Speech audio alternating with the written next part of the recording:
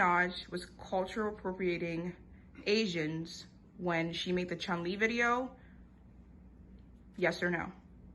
I didn't watch that, but I've seen a lot of artists.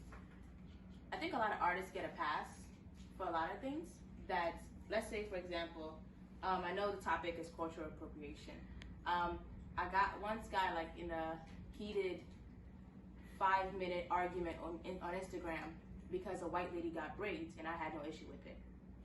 She didn't claim it to be her culture. She traveled out somewhere in Africa and really saw the braids and thought it was beautiful and decided to get braids. And literally, it was 5 group of African American females that were literally attacking her and calling her cracker this, cracker that. And I told her, I was like, you look beautiful. I think you look fine. You have a good time with your braids. Make sure it's not tight in the roots, and have a grand old time. And the African American girls, they dismissed me. They said, well, you're not really African American. You're African, so you don't really understand or feel the pains of being black and understanding cultural appropriation. And I was like, if anybody here is black, it's me, because I am from the motherland. Not saying you're not, but I was born there. You're not. So then you're culturally appropriating me when you're wearing dashikis, quote unquote, and saying black power, but you've never stepped foot one day in Africa. So yeah, I think it's just this, people just take stuff personally. But it's like if she claimed it like, oh, my grandmother, da da da, we do braids, my household, or something like that. I'm like, yeah, you didn't invent that. Like, you just say they invented it, you didn't invent it. But yeah. Okay, so I don't think it was like a big deal for Nicki Minaj because it was a black lady doing an Asian culture. But I feel like if it was the opposite, if it was an Asian culture doing it for an African American culture, it would have been a bigger deal. I don't think social media or anybody really spoke about it. I feel like it was a pass, like you said, like celebrities get a pass on stuff. So yeah, I don't think it was a big deal, but it definitely is, because like I said, if an Asian person was appropriating black culture, it would be an uproar. Like, people would be upset about it. But since a black person decided to do it, everybody was silent. No one really spoke on it. I mean, when you look at it, really, I don't think she was really appropriating the Asian culture. It was it was just the whole concept of the music video. The song name is Chun-Li. So I mean, she was just trying to put it into concept as to how, you know what I'm trying to say? Yeah. And then, honestly, from my opinion, I don't think she was appropriating the culture in any way, shape, or form. So. But you think like black people would be picking and choosing? It could be very unfair. I just think like people just are really quiet. I think for me, like, I think of it from like a racism perspective. Like, when people say black people can't be racist because of like the power dynamic. And if you think of the definition of cultural appropriation, it's when a majority takes something from a minority. So I think that in that case, like based on definition, I don't think she was in the wrong for that. I would have to disagree with that, just because as black people, and I'll categorize us all as black people, even though I don't do this, a lot of black people, because we have been historically the marginalized and oppressed group, they take that to mean like that they can't be the aggressors, that we can't be the aggressors, and that we can't be racist. But what like, and the reason why I say I just disagree with that is just because anybody from any background, religion, culture can steal something from anyone, So I haven't seen the Chun-Li video, but what I will say is, what I will say is that she probably did get a pass, not necessarily because she's a celebrity, because as we see, celebrities, they do get a pass for certain things, but other things not really. But I think that because like Asian culture doesn't really have like that dominant of like maybe like I say social media presence as black people do. You have Black Twitter, everything. So because Nicki Minaj is black, it probably wasn't.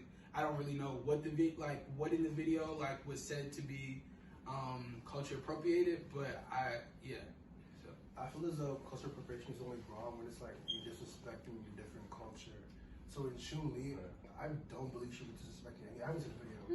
Just that's me personally, but what I think is wrong when you disrespect the other culture. So if she is using Chun-Li in her video for the aesthetic or whatever she's doing, as long as she doesn't, as long as she's not insensitive to like any racial Asian stereotypes or any like form of racism, then it wouldn't really be a problem. Cultural appropriation, systematically, yes, is when the majority who is empowered, but at the same time, you can't keep picking and choosing what's cultural appropriation. You can't be hurt someone's white is not shaky. You can't be hurt someone likes anime and they're black. Like you can't pick and choose what hurts your feelings. So it's just like that's how I see cultural appropriation. So to go back on from what he said, I can agree with what he said because I'm pretty sure. I mean, she's a big celebrity, I'm pretty sure she's never. I'm pretty sure she has done it before, So it's like you picking and choosing. Okay, now that she got a song called Chun-Li and she made a video and they're doing whatever they're doing in the video, you have a problem with it. I don't feel like she disrespected the culture. I just felt like she made a song, the song was good and people liked it, and it is what it is. I just want to revisit the topic. Like, black people can be racist. Oh yeah. I'm so it's a very unpopular opinion, but there was a time I actually didn't believe like black people were racist, because how can we be racist when we've been a group that's been oppressed the most? But going to college at an HBCU, I've seen some wild stuff.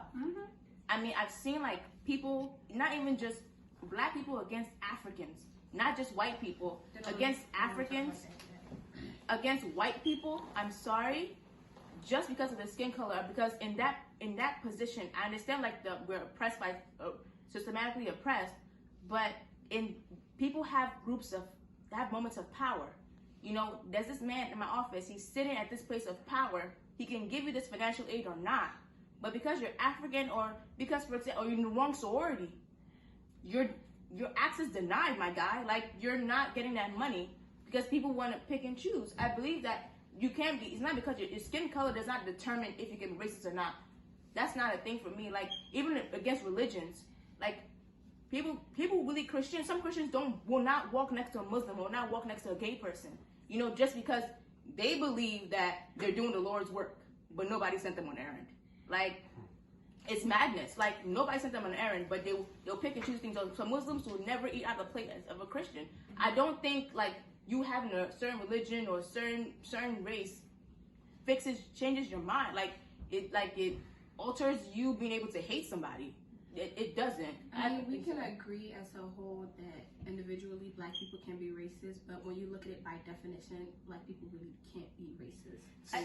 So my point always to that is because like going to HBCU, you do hear a lot of that. Yeah. Okay, so there's a dictionary definition for racism, right? And then there's a colloquial definition, that we use. Ooh, a word. I'm dead. But like we like there's a way that we use this word in everyday speech, right? And the way that we use it in everyday speech is not to say that like this person is disenfranchised or this person, like, no, we say this person is a racist. This person thinks less of me as a black person. You feel me? Because of the color of my skin. So I understand, like, yes, black people cannot be racist in the definition of, like the system, because, but at the end of the day, black people can be racist. You feel me? Like individually, like systematically, no. Like in a grand scheme of things, I guess no, because they're not on top. That's enough. Alright, so black people can be racist. Guys, hold on, wait. So to respond, how can black people be racist? So to respond to what Prince is How saying, can they not? yes. Okay, everybody. Sorry, I'm so sorry. All right, so Prince, you were saying, Prince, what were you saying, bro? So basically, I was saying, like, since y'all brought up the African American versus black, I want to be devil's advocate and speak in terms of like how black people feel when it comes to the situation. Yes, I understand black people cannot be racist, but prejudice definitely is a thing. But in that same light, you need to understand what they did to us, you're doing it to them in that way. I may not agree with it, but I'm just being devil's advocate right now. Yeah. But it's like saying potato. Prejudice, racism, the same thing. Like if you look at African American history, when they said prejudice, they said racist. Like when they said white people being prejudiced against black people, they'll also the same sentence, racism was one word. So you can't flip and pick and choose the word just because you want to define it the way you want to define it. It's a thing. Black people can't be racist. Okay, so I don't think the issue is. I don't think the issue is with the word. It's not about the word. What the issue really is with that statement that black people can't be racist is that people are using that as like kind of like An easy pass. Yeah, like easy pass to say. People. A lot of people that I know will say that in response to black people saying negative things about like white people or like a person of any other culture, and people's response would be, oh, black people can't be racist. But that's not a good response, because at the end of the day you're being prejudiced. You're not a part of a system that is oppressing these people, but your comments matter, like your words matter, like your actions, the things that you say get like replicated through the people that you know. You feel me? So in my pivot back to what Prince was saying was that I think like the biggest issue is not really about, it's just about really a lack of communication and understanding between the black people and African people. Because the other day, some person actually, the guy. Yeah, my bad. Some guy, he asked me if because I was a foreigner, if I got like a check, like every month from the government. And like, no, I don't. So I like laughed, just because like I've been in enough situations to kind of handle like questions like those, but like people just really don't know. You feel me? Like, and I think it's important that we're getting to a place in culture where we talk about how like, oh yeah, they're like, they love African people now. You feel me? I think that's a good thing. Like let's continue to inform people and stuff like that. So So I guess I have a question, because a lot of those pro-black people, those outfits would say that, are you mad? Like, why aren't you mad about what the white man has done to us? And I guess I'm always in a place where like, kindness matters. I don't want to do unto them what they did it to me. But then I feel as if I'm not living up to this idea that, damn, I should be mad at the white man because I'm continuously oppressed and systematic. Like, if I want to go for a job tomorrow, I have to consider how I put my foot, how I show up. So I guess like the idea is, where are we? How should we be thinking and acting in these day-to-day situations? Should we be mad? Should we be acting on our madness? And like, how do y'all feel as if like that whole like pro-black and make sure that the white man continuously know that they piss us off? Like, how should we? I can't know. And the other way we can really go about it, because once we start to lash out, not even lash out, but like just talk it out. For example, at my job, maybe something might happen with a client. Let me just say, most of our clients are white, okay? So if something happened with a client that, okay, she got underneath my skin or she said something to me that I didn't like, I can't really go back and forth with her if I wanted to, or like I can tell her, oh, this is not how you're supposed to talk to an employee at this so-and-so job. Pause, I don't mean to interrupt you. Is it because she's white, or is it simply because that's human courtesy? Both. Let's just say both. We're gonna say both, because it is like that. Because it's like, when you really come to look at it, it's like just a few black people working in my job. It's not majority black, it's majority white. So I'm like, okay, I can't handle the situation the way I want to handle the situation, because in my head I gotta think, boom, that's my job. That cost me my job, that cost me probably my reputation. Probably my manager might go and say, okay, she can't get a job at a certain place or at another White House Black Nugget because of what she did at this, like, at this location. So it's like, it's just, we really have to hold our tongue, because it's not everything we want to say that we can say.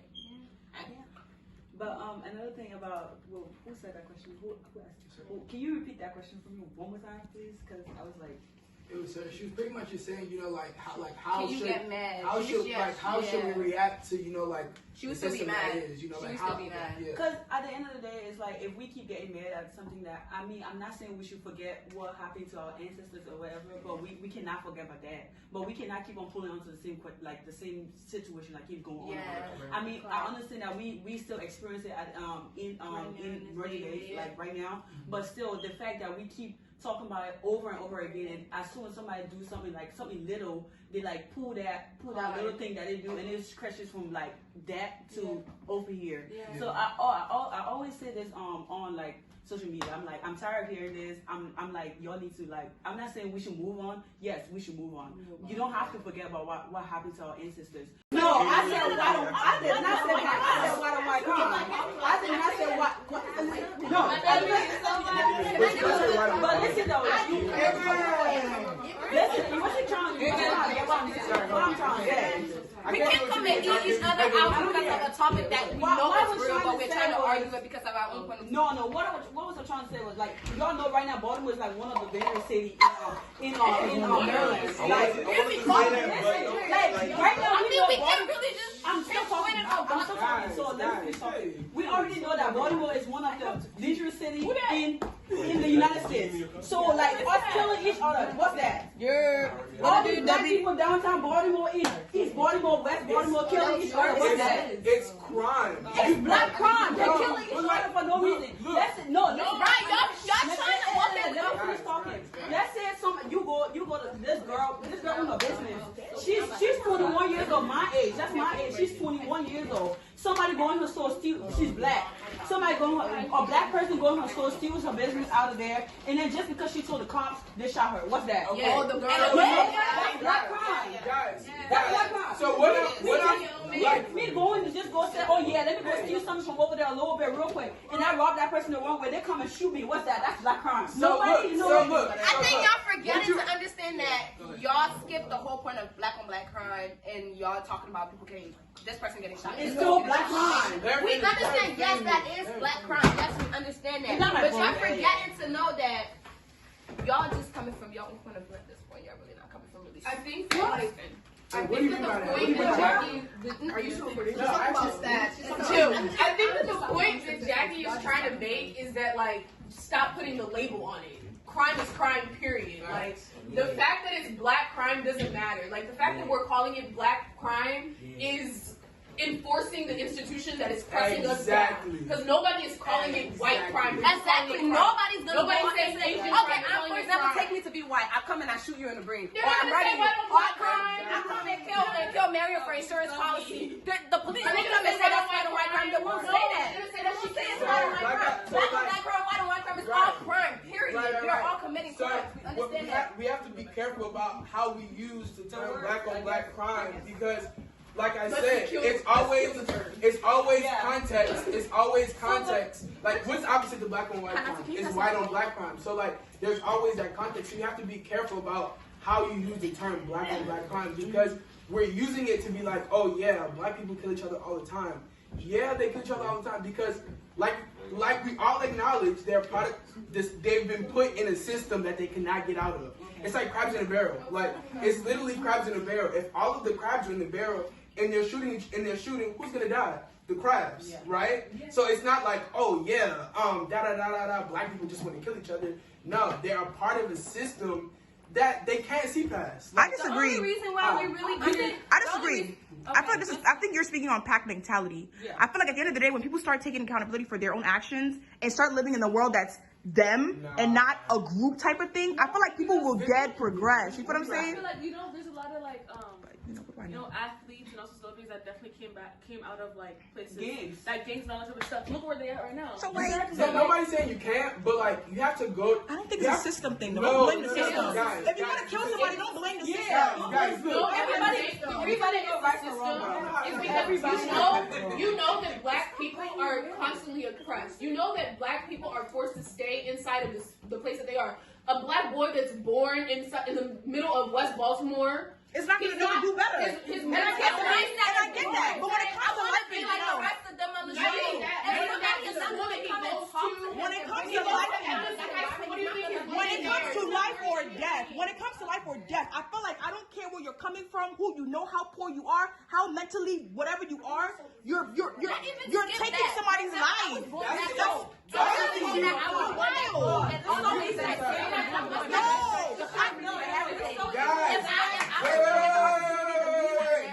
Guys, hey, please. Can we because it's a lot of like loud voices now and like a lot of thoughts getting thrown out. No, it's not. Because we're here to have a conversation with each other. Like, can we conduct a conversation like adults, please? All right, go. I think it's so easy to speak on people's stories until you're in their story. I just came back from a 1-week leadership conference where we learned about stories are everything.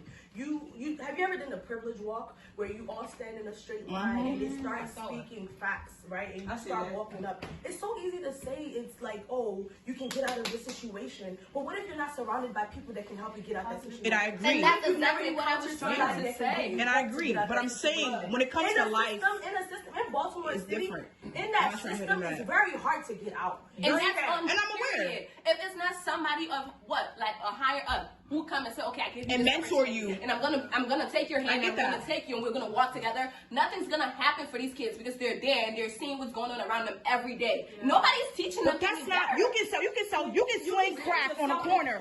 You can sling crack on a corner, but you don't have to take somebody's life. You don't have to go that far, as far as I'm concerned. I feel like it's a different energy when you say, like, for example, a gun, a weapon of choice, and you literally point it at your fellow man. That look like you want to be screaming Black Power and pulling your own time. But it's a life or death thing. Listen, no, you literally take that gun. I'm telling you. Stand on the chair. When it comes to selling drugs, but you really look. Yeah, I understand that you were saying that it's a systematic thing, but at the end of the day, I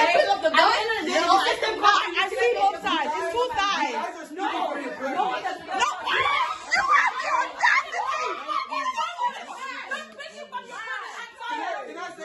Can I speak? Do we need to do All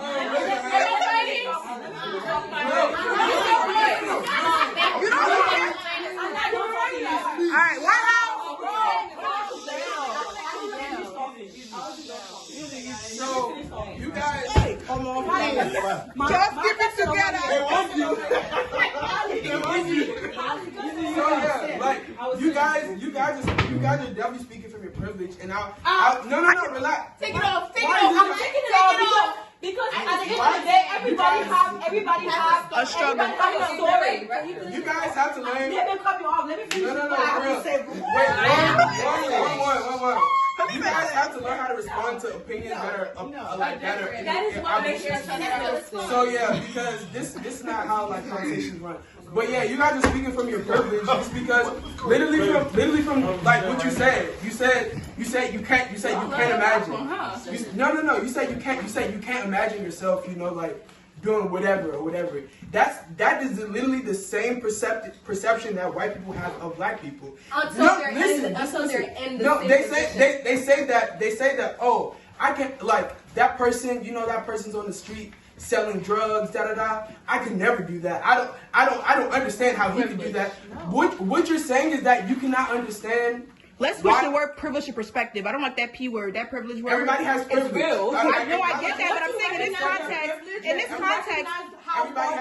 in this context, like right now, if I don't have money in my account right now, from all the negatives right now, I can literally go strip.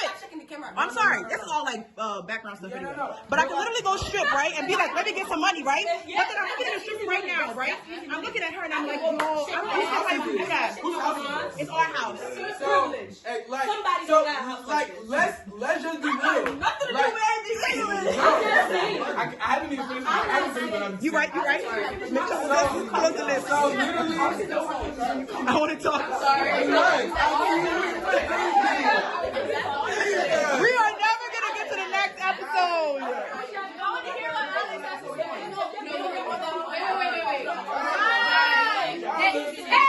Hey! We got neighbors, though. I'm really heated. Let's go. Literally even let's go back to cultural appropriation. Even the fact that you're mad about, somebody saying you have privilege is an issue.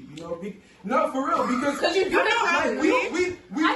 we all have an inherent privilege. It's not white privilege. Yeah, that's that shit. That's that good.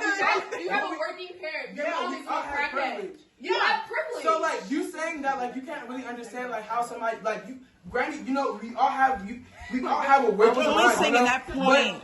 just use perspective for that particular area that you're speaking on. I believe in privilege, but I'm saying for that particular area when you said that, how you said that I can't imagine being in that situation. You said I'm speaking from privilege. I think I'm speaking from perspective because I have not been in that position where somebody's telling me to shoot this man or it's my life. That's not privilege. I can understand that. Your perspective is a collection of your experiences, right? And I can understand that, So but I'm just. How is that? I'd say it's subjective then. I think it's subjective for how people speak. But for me, I would consider that a privilege to me is you don't have to.